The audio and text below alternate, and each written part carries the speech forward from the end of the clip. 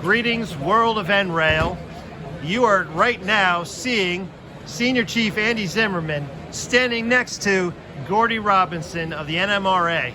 And they're going to have more to tell you about what they're doing at the show here in Amherst in just a moment. But not before we're going to ask them, in commemoration of 50 years of N-scale modular model railroading, starting with N-track in 1973. Gordy, let's start with you. What was the first time you ever saw an N-track module or layout? It was at my division in the UK when I was 12. There was the HO and there was the N-scale modular layout. It was in a church hall. The division met and they set all the layouts up and ran the NRail. And it used to be all DC back then. You used to sign the book, get you 15 minutes to see your train going around. So that would have been mid-90s. Mid-90s. So mid-90s, fair to say you have been an N-scale model railroader yourself for how many years? Since I was 8 years old, so yeah, no, nearly 30 years now. Oh, nearly 30 years. Okay. In all of your 30 years, what was your favorite or most memorable N-track moment? I guess it was probably when I walked into the division meeting and discovered that you could run like three trains around, and it was huge, you know, and it was just massive. I think that was just awestruck by the size of what you could do and the fact that this thing just appeared and went down, because I'd only ever seen home layouts before then. So that was probably the most thing that stuck with me all them years. That is a terrific backstory, Gordy. We're so proud to have someone with your story leading the National Model Railroad Association. That really means a lot.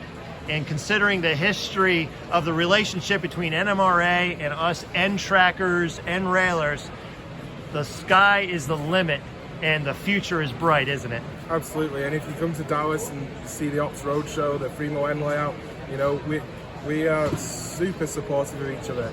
The NMRA is just a model railroaders community. You know, NRail is a special interest community, and you know, we can work together really well. No one's out to get each other. It's all about playing with trains. And while we're rolling video right now, I know you came this weekend from across the pond from your home. Yeah. What is your message to the NRail community today? So my message to the NRail community is there is no us and them. It doesn't need to be. There's things that may have gone on in the past. It's a new NMRA. It very much feels like a new NRail. You know, recently I say we're in the post-war period because we've just battled. We've just done a war. We've just had a world war. It's a fight against an invisible virus, but we've just had a world war. We're in the post-war period of that, and the sky's the limit. We can work together. We can have huge setups that involve the NMRA. We can have the NMRA help and promote and push NRail on, and the NRail community and members of NRail. There's so much similarities and ways that we can support each other. If we just stop trying to be a club or a gang that's us and them, it's just nonsense. We're here to enjoy the hobby and grow the hobby, and we just need to all work together. That's awesome. So in a nutshell, what can NRailers do today? So I would obviously promote every NRailer to join the NMRA, to diversify.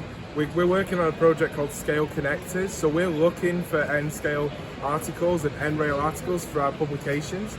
We're looking as well to soon provide a mechanism for the NRail and anyone else's not-for-profit material to be put out to all of our NMRA members, even if they like HO. And you know, we've changed it. In 2020, the NMRA magazine printed 90% articles about HO. And now it's just over 50%, and N-scale went from 2% to 28%. Wow. So we're pushing the hobby.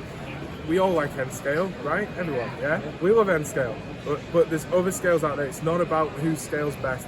And NRailers come and get involved and show to the NMRA and to everybody else in the hobby the benefits of our scale, because it's just so unique.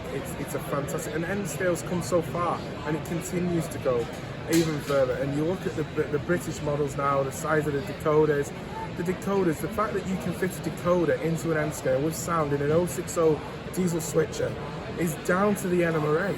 It's the NMRA that's helping enable that. So why do we not all support each other? Absolutely.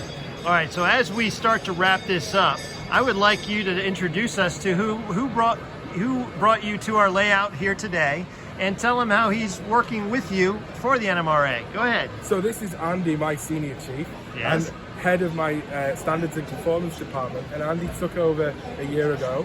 And Andy was very, he's been opening a lot of doors with the NRail community for us and helping us out. But Andy's also here, he's on the NMRA's website, the Big Bend Model Railroad Association, which is Andy's home club.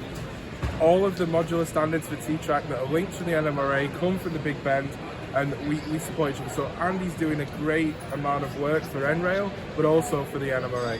It's a really great guy. Okay. Andy, what would you like to say about what you're doing for NMRA and for NRail this weekend? This weekend I'm meeting manufacturers, talking to different manufacturers about how the NMRA can help and assist the manufacturers, get them into our manufacturing groups, getting them talking to to my team, so that we can help continue to standardize and continue to make sure that everything N scale works on N scale, everything HO works on HO, et cetera, et cetera. So we want to be sure that that we're pulling everybody together instead of watching everybody separate and push apart. So that's terrific work. All right, now we're going to conclude by getting started with yet another video. All right, so say so long to the world of NRail and the NMRA. And as we're signing off, just as a lead-in, we're going to introduce the president of NRail in just a moment, John Wallace. All right, stay tuned, folks. Stay tuned.